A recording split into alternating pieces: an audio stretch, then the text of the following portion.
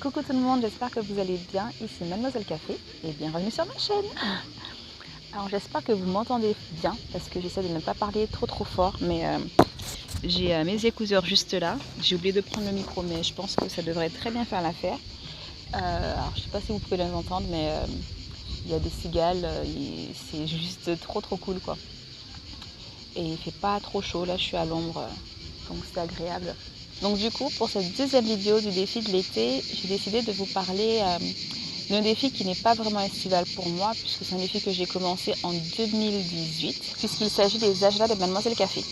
Alors pour ceux qui suivent la chaîne depuis le début, j'en ai déjà un petit peu parlé, mais pas forcément beaucoup, parce qu'en fait c'est un projet qui me tient beaucoup à cœur, mais comme tous les projets qui portent à cœur, vous savez, on a un petit peu peur d'en parler, de se lancer vraiment. Donc je vais vous parler un petit peu de ce projet-là et pour vous le présenter et puis pour vous donner un petit peu de toute l'histoire qui se cache derrière les agendas de Mademoiselle Café.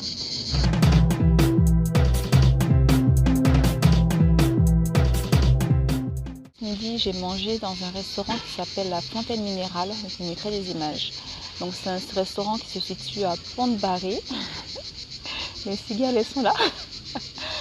Et c'est un cadre que j'aime beaucoup et je me suis dit que j'allais passer un petit bout de l'après-midi ici et que j'allais en profiter pour faire ma vidéo.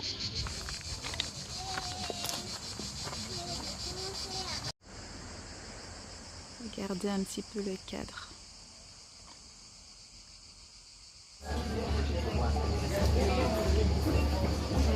Regardez-moi ça, ça a l'air trop bon.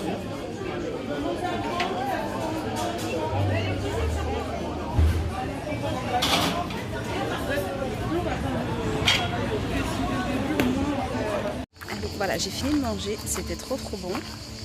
J'ai pris un tartare. Je mange rarement, mais ça allait, c'était bon. Et là, je vais essayer de trouver une petite place tranquille pour pouvoir faire ma vidéo. Là, normalement, il y a une petite rivière, mais elle est pleine qu'au printemps et je pense en hiver. Mais en hiver, je suis jamais venue. Et là, elle est vraiment à sec. Pour la petite histoire, donc les agendas, je les ai commencés en 2018. Tout bêtement parce qu'en fait je voulais un agenda qui me ressemble. Alors j'ai fait le tour un peu des librairies et j'étais tombée sur les agendas, vous savez, mélomaniaques là, du coup c'est vraiment ce que je recherchais, mais ce type de produit ne m'était pas adressé. C'était plutôt adressé aux familles ou alors des personnes qui étaient à la retraite. Et je me suis dit, mais les gens qui sont comme moi, qui sont trentenaires, célibataires avec une vie active, comment ils font pour pouvoir s'organiser en fait.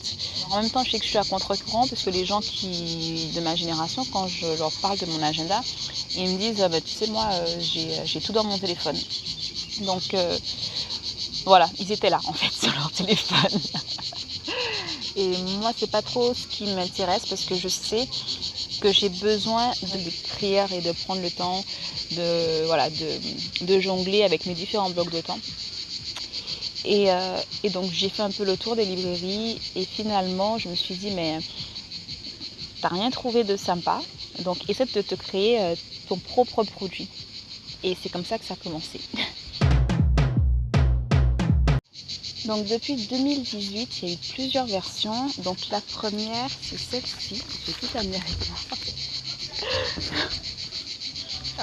Alors elle est tout dégueulasse parce que je l'ai transportée à des endroits inimaginables. J'avais customisé un classeur et j'avais en fait imprimé.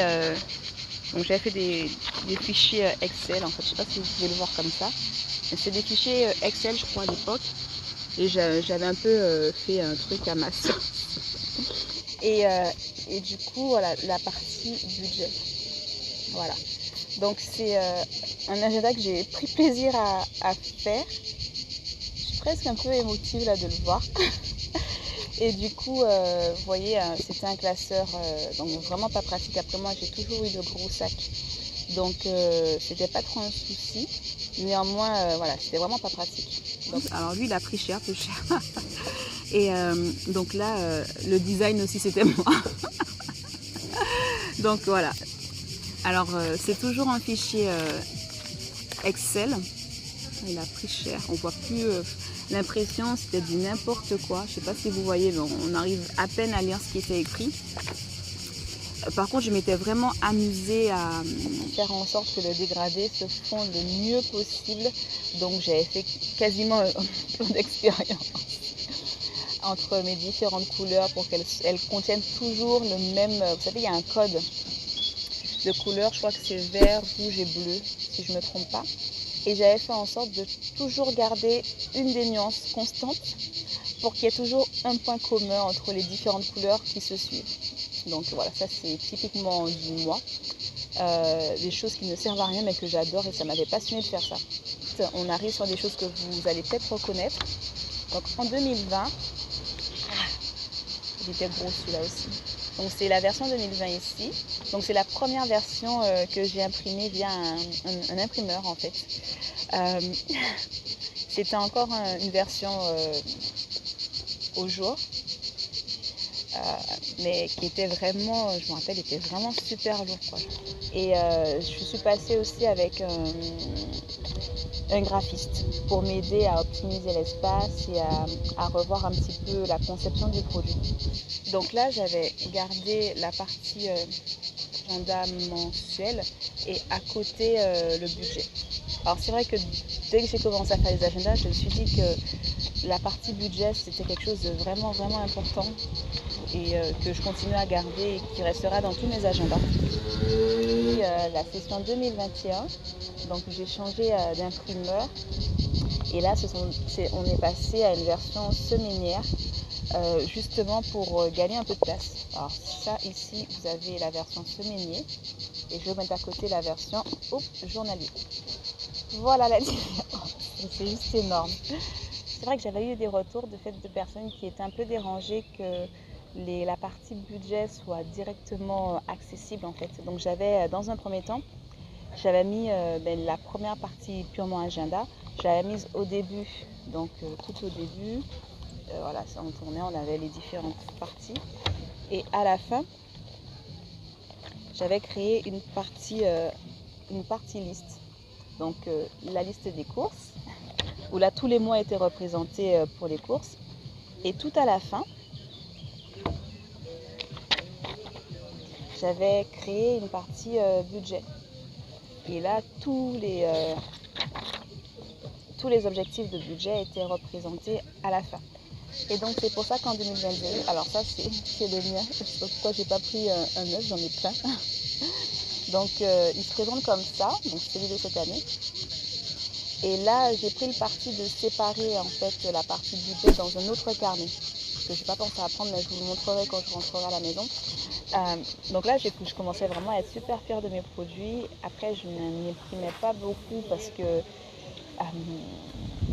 j'étais fière de les avoir faits, mais pas encore à les promouvoir et à en parler pour les vendre à une plus grande échelle. Ma problématique, c'est, je pense que tous les auto-entrepreneurs, ils vivent ça à un moment, c'est de passer l'étape du après. C'est-à-dire que, comme je vous ai expliqué, moi j'avais un besoin, c'est d'avoir un outil qui me corresponde. Et j'ai avancé au fur et à mesure, donc j'essaie de faire des produits qui soient de mieux en mieux, en me basant sur les problématiques que j'ai pu rencontrer au fur et à mesure de la fabrication et surtout de l'utilisation de mes produits. Mais passer à l'étape supérieure qui est d'en faire la promotion, c'est quelque chose qui m'effraie en fait, tout simplement. Et en même temps, c'est comme ça qu'on arrive à progresser, c'est comme ça qu'on arrive à se faire connaître. Et pourtant, je ne suis pas quelqu'un qui a peur en soi d'aller vers les autres. Je suis très extravertie, je n'ai pas peur qu'on me dise non en fait. Même si j'aime pas spécialement ça, mais comme tout le monde. Mais quand je vais dans une démarche de poser une question, de demander, j'ai absolument pas peur. Par contre, lorsque c'est quelque chose que je crée de moi-même, j'ai toujours peur qu'il y ait un problème que je n'ai pas vu, une faute d'orthographe que je n'aurais pas vue, un problème quelconque sur lequel je serais passée. Et c'est vrai que c'est quelque chose avec lequel j'ai énormément de mal. Parce qu'en fait, il faut savoir que je suis dyslexique et je crois que c'est dyscalculique qu'on dit. Et donc en fait, j'ai tendance à... Donc l'orthographe, j'ai envie de dire, c'est même pas la peine. Des fois, quand je me relis, alors des fois je le vois et bien souvent je le vois pas. Mais c'est vrai que c'est assez handicapant au quotidien de faire des fautes d'orthographe tout le temps. Et voilà, bon bref, je m'égare.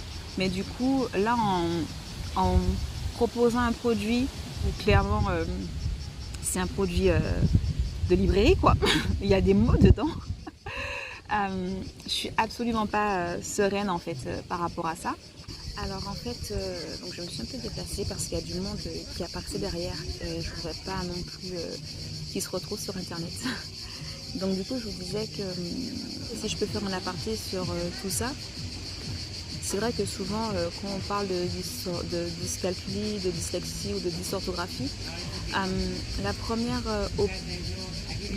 chose que les gens peuvent nous renvoyer, c'est l'impression qu'on est bête. En plus, moi, je suis antillaise, alors j'ai envie de vous dire que il y a encore le level un peu au-dessus. De toute façon, les Antillais, ça va à peine lire et écrire. Donc, c'est déjà, voilà, c'est quelque chose avec lequel j'ai beaucoup de mal à dealer. Et donc du coup forcément lorsque je donne raison à toutes ces personnes là, il y a un petit côté amer en fait. Tout ça pour vous dire que finalement en 2022 j'ai très peu vendu les agendas de Mademoiselle Café, j'en ai peu parlé, j'en ai pas fait la promo parce qu'en fait j'étais pas satisfaite à 100% du produit. Donc du coup j'ai gardé, on va dire, 100 exemplaires de... Désolée, je pensais pas. Oh, come on! Et donc j'ai gardé 100 exemplaires de produits que je n'ai pas vendus en fait. Je fumerai les boîtes quand je rentrerai.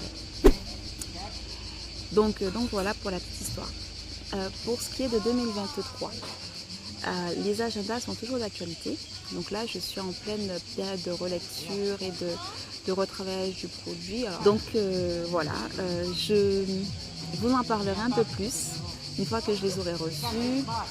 Pour cette année, j'ai décidé de changer d'imprimeur puisque en fait, je suis tombée par hasard, mais complètement par hasard, sur un imprimeur qui est dans la Drôme, mais vraiment à aller une demi-heure de chez moi en voiture. Je m'étais un peu perdue dans les routes près de chez moi. Et donc, je suis contente parce que je me dis je verrais vraiment rester dans ce que je voulais, de circuits courts et de produits un petit peu local. Donc voilà, je pense que j'ai tout dit. C'est tout pour moi. C'était Mademoiselle Café. J'espère que cette vidéo vous aura plu et que vous comprendrez un petit peu plus ce que je fais avec les agendas de Mademoiselle Café. Donc voilà, je vous fais plein de gros bisous et je vous dis à très vite pour une prochaine vidéo. Bye bye. Je me suis arrêtée en fait parce que je voulais vous montrer la vue.